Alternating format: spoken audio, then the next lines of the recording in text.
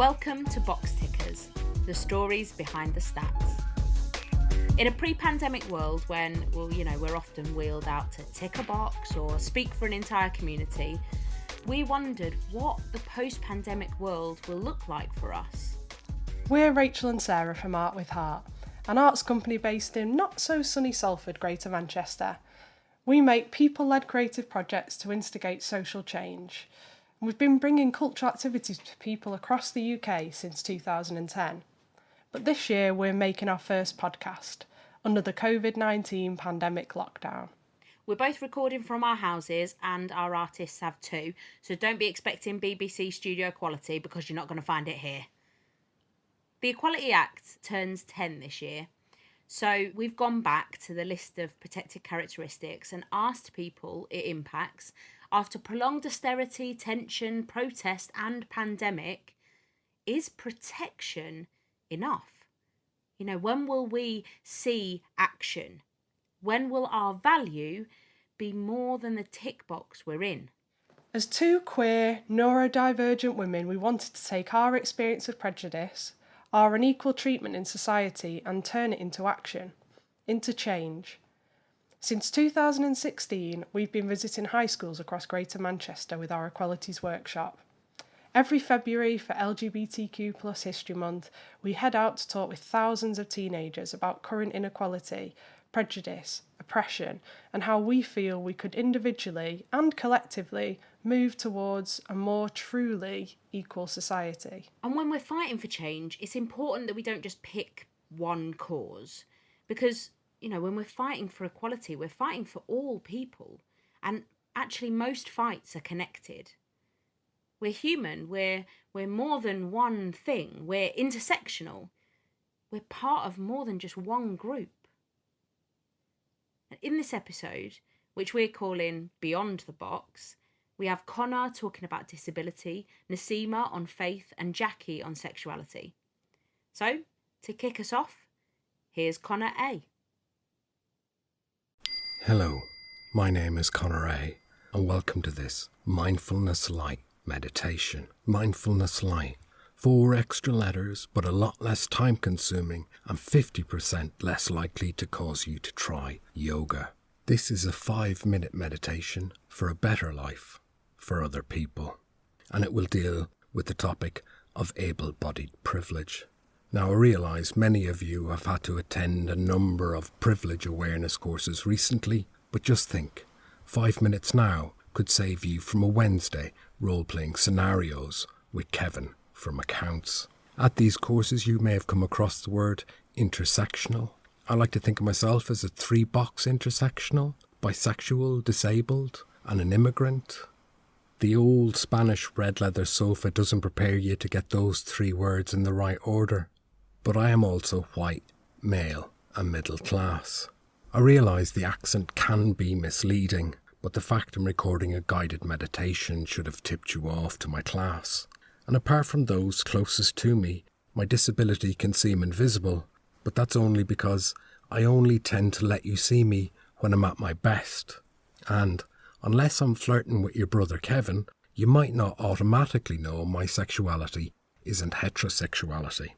And for those reasons, I can often move through life with many of the privileges afforded to straight white men. And having acquired my disability later in life, I've become acutely aware of just how much privilege I had and still have. Seriously, lads, you're on easy street. I have an invisible disability. I have a chronic health condition called fibromyalgia. The main symptoms are life-altering levels of pain and fatigue. It's a sort of disability where nobody's doing a sponsored fun run for you. And unlike my one-legged friend, no taxi driver has ever told me I could be Paralympian. Now, in these strange times of the global pandemic, with many of us trying to find a new sense of normal, I think there is much that the able-bodied community can learn from the disabled community. In the case of invisible disabilities, there are a number of real-world and contemplative paradoxes that when coupled with meditation, I find can be more mind-altering than an ayahuasca retreat. They were popularised in the 1970s cult classic Zen and the Art of the Reasonable Adjustment. I'd like to share some with you now. These are the ways of the reasonable adjustment. If life is pain and fibromyalgia is pain and fatigue, in a game of top trumps, who wins? Me or the Buddha? On the topic of fatigue, if you're too awake to sleep and too asleep to function, what can you do? Which came first, the ergonomic office chair or the reasonable adjustment in the workplace? If you only tend to see me when I'm at my best, but you only rarely see me, how bad are things really? If your doctor is in a forest and he shouts out your diagnosis and there's no one there to hear it, are you still ill? These are the ways of the reasonable adjustment. Now for the final meditation, which is simply called 3 breaths for a better life for other people. And in this meditation, I will ask you to close your eyes if you're comfortable. And for 3 breaths, I will prompt you to think of a word. And I'd like you to simply say the word loudly in your head for the length of a breath. Let's begin. On the first breath, I would like you to think of the word learn. Learn. On the second breath, I would like you to think of the word listen. Listen. On the third and final breath, I would like you to think of the word reflect. Reflect. You can open your eyes. Congratulations. You've done a meditation. For this meditation to fully benefit your lives and more importantly the lives of other people, it is advised you do it at least 3 times a day. Don't worry about what order you put the words in. The universe will just be grateful you've taken the time to be lightly mindful. Thank you.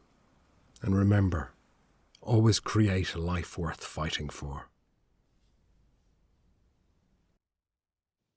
I love Conor's piece. Like, it genuinely made me laugh out loud. But also, it has made me think, like, the listen, learn, reflect, I think is so important. And I think it's something that we're not very good at, particularly as adults. Whether it's a British thing or just as adults, we think, or we like to think we know everything. And we're not very good at saying, I didn't know that, or I was wrong in that. I will have a think about it. Or, I'll readjust my thinking. We're not good at that.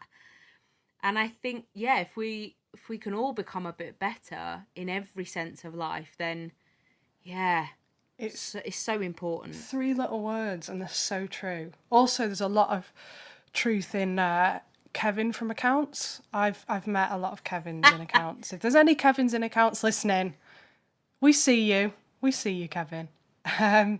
Yeah, I loved Conor's piece, and actually it really struck a personal chord with me.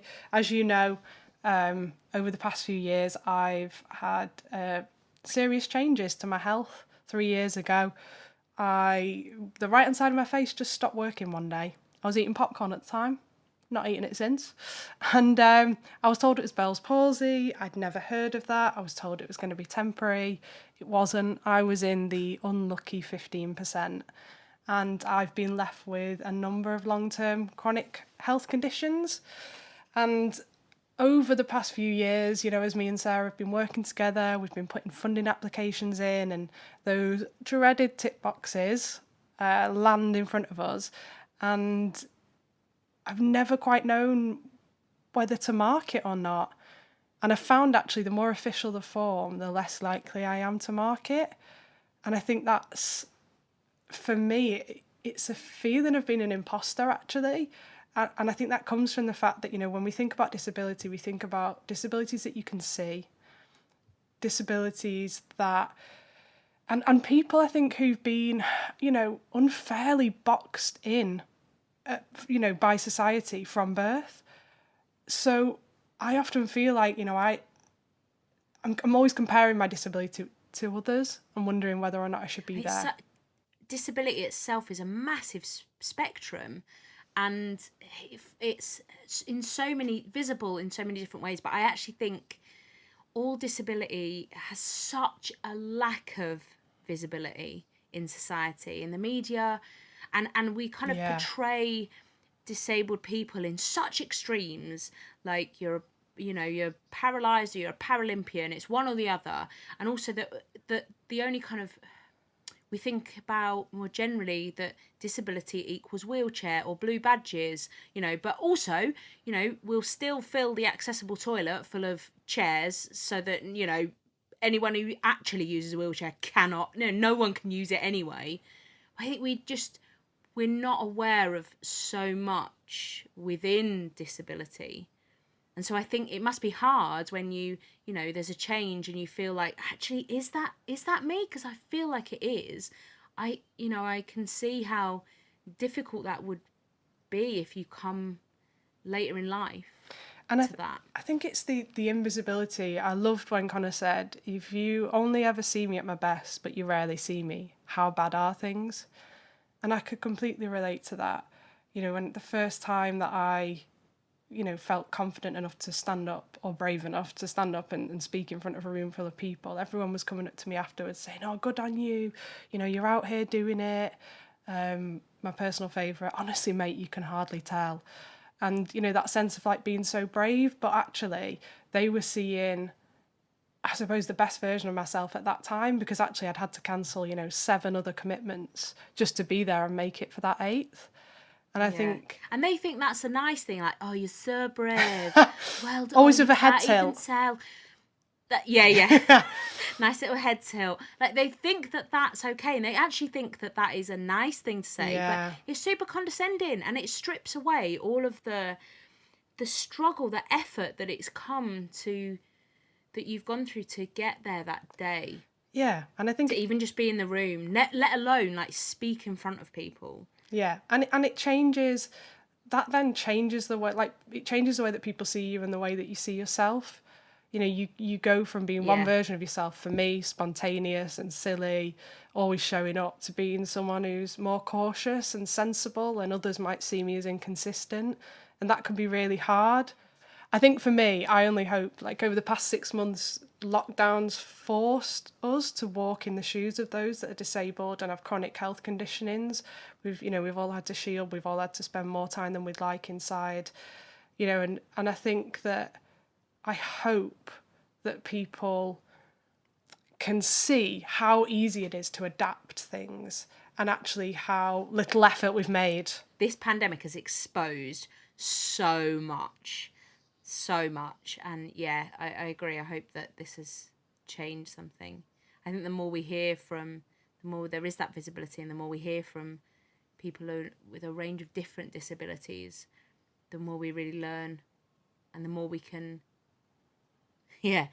as Conor said, listen, learn and reflect. Completely. And thanks, Conor. Just listening to you has made me feel a little bit less alone, and a little bit more like I might just belong in that box. Next up, we have Nasima on faith, which is listed in the Equality Act 2010 as religion or belief. Hello, my name is Nasima. I am a South Asian hijabi Muslim woman who works in the arts. Just to clarify, hijabi means I cover my hair. I'm lucky enough to have turned my passion for creativity into a whole career and do things I love, like travel and work with communities. It's been no walk in the park to get to where I am now, so I wanted to share some of my personal experiences with you in the hope that post-pandemic, as we begin rebuilding the art sector, we can think about perspectives that aren't often in the mainstream. Opinions of minorities that should be at the forefront of a wider conversation when we create an umbrella for us all to coexist under. Now, I'm not here to tick a box today or tomorrow or even the day after. I'm not speaking for anyone but myself, because I am beyond a tick box, and frankly, I'm sick and tired of ticking them. This is a bit ridiculous, and for other artists of colour who may be listening, unfortunately, you can probably relate, but there can't be 2 of us, right? I mean 2 brown, Muslim, hijabi female artists in the same city. Wrong! We'd both be billionaires if we were given a tenner for every time each of us was mistaken for the other. Me and a fellow poet look nothing alike, but both happen to be brown Muslim hijabi poets. We are constantly getting mistaken for the other and have had people contact us getting our names wrong and referring to the other's work. We only realised when we mentioned it in conversation once and were astounded by the number of times it had actually happened. Did I mention we look nothing alike? I used to work for a well-known and established arts venue in the north, and I was given the first aid room when I asked for somewhere to pray. The building, by the way, was genuinely massive, and for the first few weeks or so of using the space, I'd get anxiety having thoughts of someone bursting through the doors with a huge emergency with blood and gore everywhere, all whilst I was mid-prayer. As terrifying as that sounds, it didn't happen, but what did ensue was the security guard gripping my arm soon after as I was heading back to my office, having used the room to pray. I had my work ID around my neck and was mortified at the whole situation of being mistreated at work by a colleague who was there to supposedly make me feel safe. After some back and forth with HR and management, the next space they offered me was a storage room the size of a cupboard. I could barely move in that room, and the rectangular shape of it meant I could only pray in an incorrect direction. For context, Muslims pray towards the Qibla, the direction of the Kaaba, the sacred building situated in Mecca. Instead of stating the obvious, I wanted to leave you with an action plan. Let's call it the instruction manual to make the arts a better place, not only for Nasima, but for everyone. Although remember, I'm not speaking for everyone. Number 1, stop converting your cupboards. Jokes aside, prayer spaces, quiet rooms, or multi-faith rooms should be a given across the cultural sector. It shouldn't be a first aid room or a cupboard ever. Number 2, culture for the culture, the training program. Cultural organisations and anyone who works in the arts should go to interactive cultural training.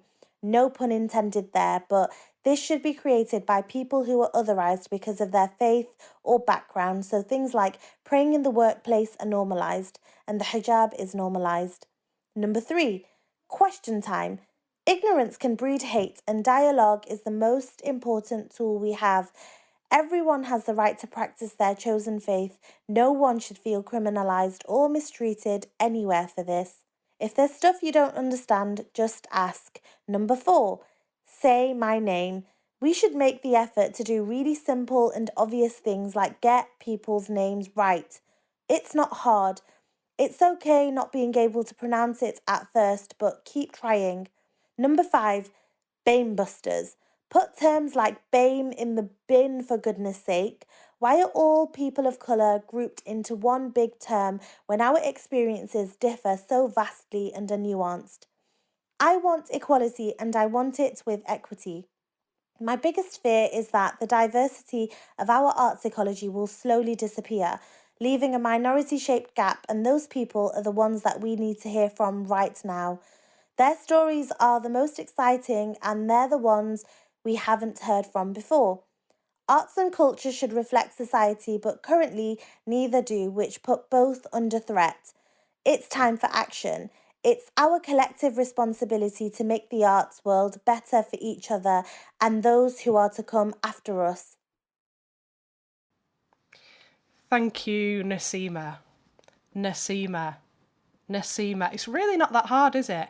And also, if you're emailing Nasima about an opportunity, her email has a name in it, so there's the clue. Just FYI for any of those people who are still mixing Nasima up with any other performance artist with a hijab. Also with the names, like the amount of schools I have worked here, and honestly, my gosh, yeah. like they just the young person will repeat their name in like correctly pronounced, and the amount of teachers, supply teachers usually, who I have seen and heard say, "Oh yeah, that's what I meant." No, that's not what you meant. Accept that you didn't say it correctly and just say it properly. Like, that is just a basic respect. Basic respect, but also you're doing the register for an equalities workshop and you're not even willing to pronounce the name of your students correctly. It's crazy. Yeah. Don't worry, I always make a point of it. Oh, I know. We're committed. I think the stuff that Nasima talks about, like for me, I find it so frustrating that equality and access are just pretty much always an afterthought. And I think it's rarely embedded into the plans, from an organisation at the start. And I think actually that has a lot to say about who's around the table when those decisions have been made. And actually, if you Yeah. get it right from the start, if you make space for a prayer room, if you make space for a quiet space for, people who have autism or Asperger's or mental health problems and need a quiet space in your building, then you might just find that people start to feel like they belong in your building. The first time Nasima told me that story, I think the way she told it was so telling, because she told it so calmly and so matter-of-factly to me, and I just kept saying what? Yeah. What?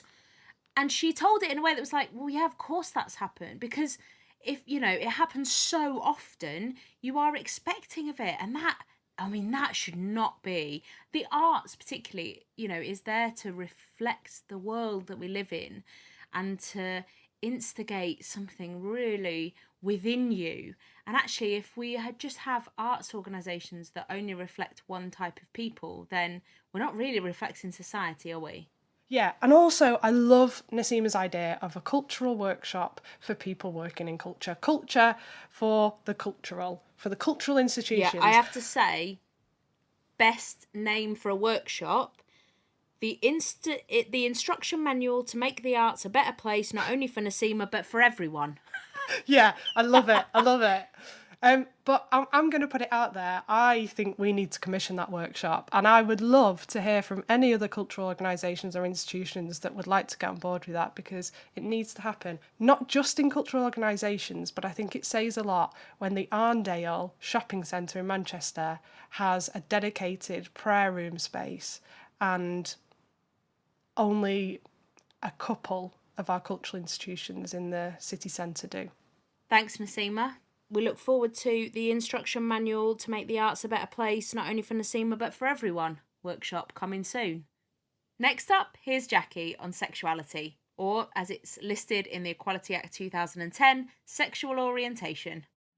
When I came out as bisexual, it felt like throwing myself to the lions. My gay friends felt betrayed. My straight family cringed. By coming out, you're trading having an easy life with being authentic. Here's the scoop. Coming out as self-care. Self-care as compassion that kicks butts as well as running you a bath. Makes you feel real. And not everyone gets the chance. My first girlfriend said that it goes like this. When Jackie is going out with a girl, she's gay. When she's going out with a boy, she's straight. So when I'm single, I don't exist? Or when meds mean I can't fancy anyone. Or if I'm in a threesome with two humans who have transgressed that simplification of gender. I'm always bisexual.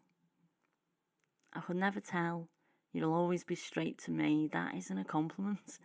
I'm trying to tell. The presumption that someone is gay or straight is called bi-erasure. That is thinking in binaries. And when we do that, we capture only the slitheriest slither of human experience. Men, women, gay, straight, right, wrong, no. When we do that, we touch the very ends of the spectrum, we pinprick a sphere, and then we believe the words are real and reality are fiction. I have pan friends now who don't fall for the lies that bi equals two equals binary equals we are incapable of falling in love with non-binary people. When I say I am attracted loads to non-binary folk, and that the word bisexual hits different for me because I've fought for it. So it's written through me like Blackpool Rock. Please don't say, but bi equals two equals... There's a human in front of you. My first boyfriend asked why we have pride so loud, so camp, so in your face. Look, pride exists because shame Try it yourself. Something you're ashamed of that you shouldn't be. Write it a certificate. Look, society really works for some people. Make sense of their work. Advert-induced shame can be relieved, and that feels good, like sugar and slot machines. Those it doesn't work for threaten the whole damn thing. No one likes to think of themselves as a bully. So to sleep at night, people use a trick of our forefathers. We tell stories with heroines who look like us, where the others are monsters. Tell new stories. Read stories where you're not like the hero. Hold monster balls with jelly and alchemy, where shame goes out dressed up and comes home lipstick smeared as pride. Our lives could be fascinating. A modern day emperor's new clothes. I'm not ashamed to be naked, to be honest, and bi. And let us speak. It feels like course when the responsibility of proof lies at our feet and your certainty is read as confusion and random insults. Promiscuous, unfaithful. Oh, don't fall in love with one. Cheers. Gays use bisexual as a stepping stone. That's where you're heading, you're gay. No. It's hard to come out, so people put the feelers out. It's easier to be rejected for being something you're not. It tells us it's hazardous out there. When a mugger asks you if you're on the way to the opera, and you are, what do you say? I'm 39 now, and my straight family welcome my partners. My mum once teared up at Christmas at the freedom that I've got. I don't begrudge you it one bit. I found LGBTQ friends who used their own oppression as a way into mine. It helped my ex-girlfriend come out as asexual. And sometimes, when we get it just right, I can remember being 13, when I knew nothing about being bi, other than the wholesome delight of being real. Thank you, Jackie. As a fellow bisexual, or now thinking more about the term pansexual, actually, and what kind of that means.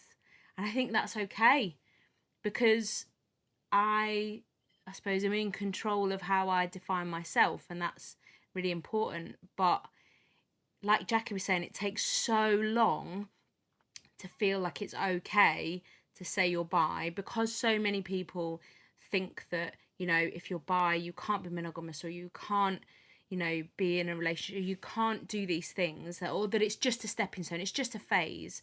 Like, it takes so much to hold on to that one word that it's kind of difficult to think about other words.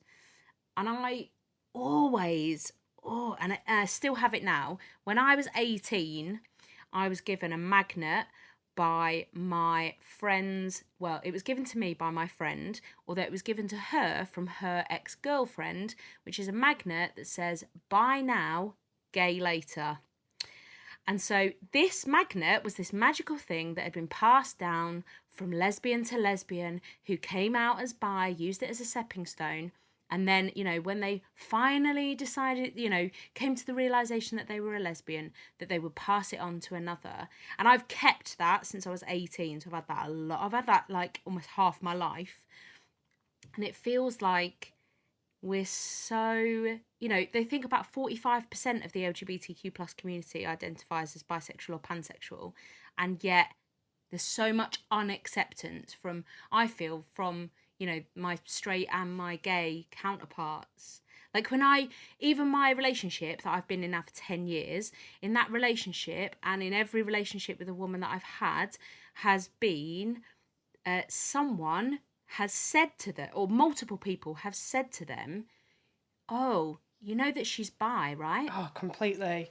All of my friends who are bisexual have had that said about them, but also so many queer women have said to me, "Oh, I wouldn't enter into a relationship with bisexual. I could never date a bisexual." Any of the bisexuals that I've dated have actually been people who know themselves and their sexuality more than anybody that I know. And actually, I think that any insecurity says more about you than them. And I think it's coming from your own personal place. I feel like I'm not ashamed of who I am, but I have shame because other people give it to me.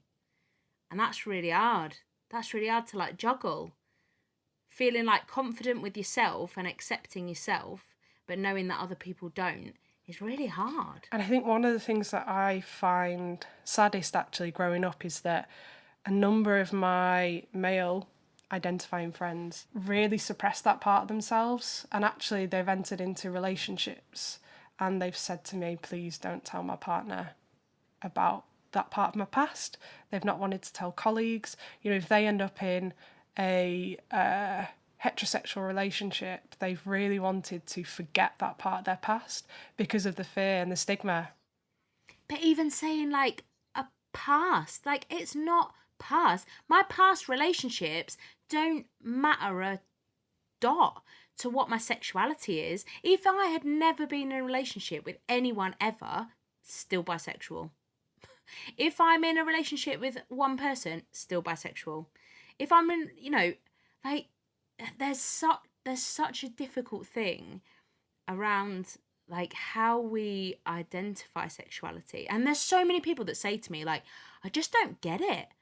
I'm like, you don't have to get it. You just have to appreciate the fact that I exist. But it's bonkers though, because they're often the people who completely understand that heterosexuality exists. They understand that homosexuality exists, but they can't understand anything in the middle of that. And I find that bonkers. And I think we're in a really problematic place when as a society we define people's sexuality on the relationship that they're in. I think that it's two very different things. And like within that, you know, in terms of like coming out, I'm coming out all of the time. Being a woman in a relationship with a woman, people are making the assumption that I'm gay all the time, and so I'm constantly having to say, by the way, not gay. I think the most interesting coming out story that I have is when I came out to my neighbours. So my neighbours next door are Muslim, and so they wanted to come out to me to tell me that they were Muslim, and I had to come out to them to say, well, I live next door with my partner. And so we sat down in their living room, you know, it's welcome to being our neighbours, you know, knocked on, and we sat around the table, and I said, oh, you know, I live next door with my partner. And you're never sure, and particularly when you live next door to someone, you think, oh, this is my life, this could go sideways, and you just don't know what the response is going to be. And she seemed really nervous, and she then said, oh, you know, we're Muslim. And her 4-year-old son said to me, you know, we're Muslim, that means we don't celebrate Christmas. And he said it in such a nervous way, as if like I was gonna somehow kick off because he doesn't celebrate Christmas. Like, oh. And I suddenly realised that like we're coming out all the time in different ways to different people. And I think particularly when we look at like sexuality and faith, they're pipped against each other so much. Like, you can't be one or you can't be the other, you can't be this, you can't be that. There's people telling you what you can and can't be all the time. Like, it's tough. I think, you know, sometimes labels are useful. They help us, you know, identify ourselves. They help us collect, you know, be part of a community and collect shared experiences with people. But also sometimes those boxes can be really restrictive, or people can assume that you're in a box that you're not. I think, you know, it's tiring fighting for yourself. It's tiring fighting biphobia all the time. You know, and as I say, I'm thinking about language, you know, is pansexual actually more appropriate for me? And I feel like actually, yeah, maybe it is. And I think that, like my straight friend said to me recently, you know, you shouldn't have to fight biphobia because that's my people's problem. I'm like, yeah, but if you and the gays could get together and just send a memo out to each other, like that it's actually your problem to fight biphobia, we'd have it solved dead quick. Just need a newsletter. I'm on it now. Typing away. I'm writing the newsletter. Get it made. Fighting for yourself and your own corner of society is so tiring, and it takes so much inner strength. So what could you do to support others in the fight for equality? Tune in next time for episode 2, A New Normal, where we'll be talking parenthood, neurodiversity and gender identity.